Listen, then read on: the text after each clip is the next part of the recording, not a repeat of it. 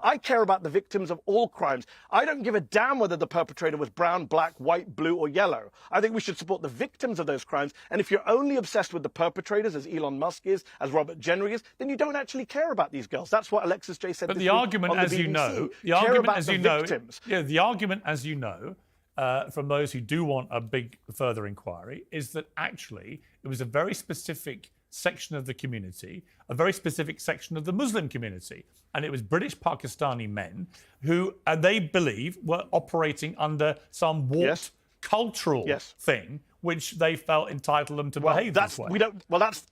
That's not proven, right? That's what we need. That's what we need. Obviously, more studying on, more research, and I agree with that, because these guys in places like Rochdale, Rotherham, were British Pakistani men overwhelmingly in those cases. Yes. But it's very interesting that you pick a sample and then say, these are the towns we're talking about, they're all brown. Well, why can't we talk about Cornwall or Glasgow or the West Midlands? I'm saying this is a phenomenon that happens nationwide. There are multiple, Piers, surely you'd accept, there are multiple factors. There are experts on child sex abuse who you should invite on the show, I'm not one, who will tell you there are multiple factors that cause this stuff. I mean, this happens in every country in the world. In these towns, clearly there were a lot of things going on. We know about police corruption. We should be talking about police corruption in places like Rotherham, where the police knew what was going on, and there are Exactly, and there are allegations of like money and drugs going between the perpetrators and the police. All sickening, These girls were treated badly, not just because they were white.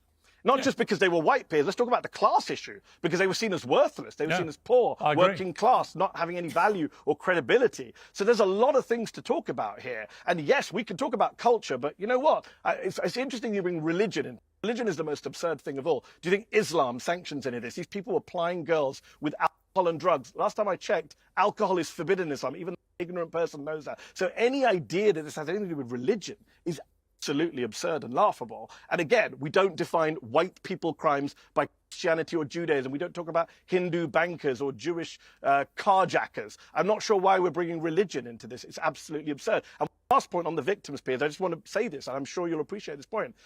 The victims were overwhelmingly white, right? But they weren't only white. There's this new thing going on that these brown men decided to target white girls because seen as outside the community and fair game. Not true. If you read Alexis J's report on Rotherham, then you'll see that she points out that there were a lot of young Asian girls who were also abused by these men, but who didn't come forward because of, quote unquote, the shame in their community, their parents saying they'll never get married. So there are actually a lot going on here that we've just glossed over. And Elon Musk coming in with his disinformation, his racism, his Islamophobia, championing Tommy Robinson. Surely you would condemn the championing of an Islamophobic, violent bigot like Robinson, and lying that he's in prison because he uncovered this. Robinson had nothing to do with this. In fact, Piers, I literally have been doing that for the last week. You know, Piers, that good. And Piers, you know that Tommy Robinson almost jeopardized a trial against a bunch of brown guys in Huddersfield with his contempt of court antics. Twice, he nearly wrecked 2 trials. He's not a champion of the victims of gangs. No, he's not.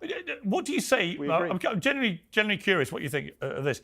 You know, I said on X yesterday that Tommy Robinson is, to me, is the embodiment of an Islamophobe. He's Islamophobic.